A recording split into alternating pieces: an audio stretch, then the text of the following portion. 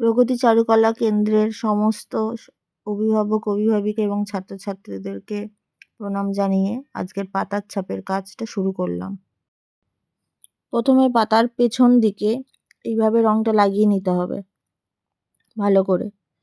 2 রকম 3 রকম যত রকম ইচ্ছা রং লাগানো যেতে পারে। লাগিয়ে নিয়ে ভালো করে ঘন করে লাগাবে, কেউ জল মেশাবে না। এখানে 2 রকম রং মেশানো হচ্ছে, লাল আর হলুদ। এখানে যে কোনো কোম্পানি টেম্পারা কালার ইউজ করতে পারো। এখানে আমরা পোলো কোম্পানির টেম্পারা কালার ইউজ করেছি। এছাড়াও poster colour, fabric colour, acrylic colour, water colour use করা যায়। কিন্তু এখানে যেহেতু বাচ্চারা আছে তাই আমরা টেম্পারা কালারটা ইউজ করেছি। এই টেম্পারা কালারটার দাম খুবই কম হয়। এইভাবে পাতার শিরাগুলোর ওপরে লাগিয়ে দিলে দেখতে আরও সুন্দর হয়। এই কারণে পাতার শিরাগুলোতে লাগিয়ে দিচ্ছি ভালো করে। তারপরে পাতার যে অংশটা ফাঁকা আছে সেই অংশটাতে লাগিয়ে দেব।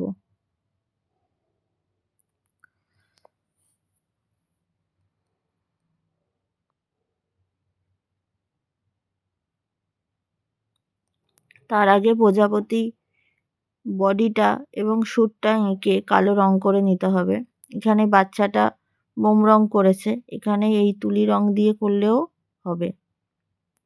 এটা বডিটা পরে করলেও হয়, আগে করলেও হয়, যার যেটা সুবিধা সে সেটা করতে পারে।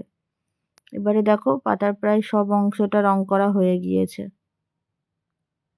পাতার মোটার দিকটা থাকবে প্রজাপতির বডির দিকে, আর পাতার সরুর দিকটা থাকবে বাইরের দিকে। ঠিক এইভাবে যেভাবে আমি লাগাচ্ছি সেইভাবে লাগাতে হবে। দেখো আস্তে আস্তে এখানে বাচ্চাটাই করছে, ওকে বলে দিয়েছি যেভাবে সেভাবেই ও করছে।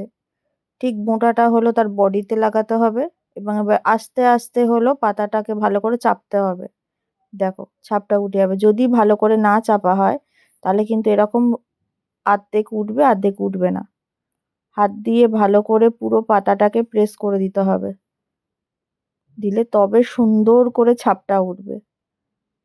আস্তে আস্তে সুন্দর করে করে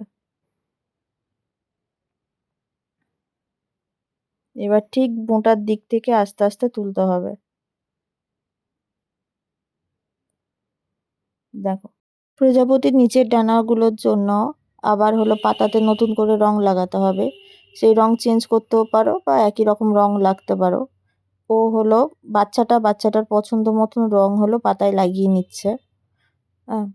এবার লাগানোর পর কেমন হয় সেই রকম কিছু ছবি আমি দিচ্ছি।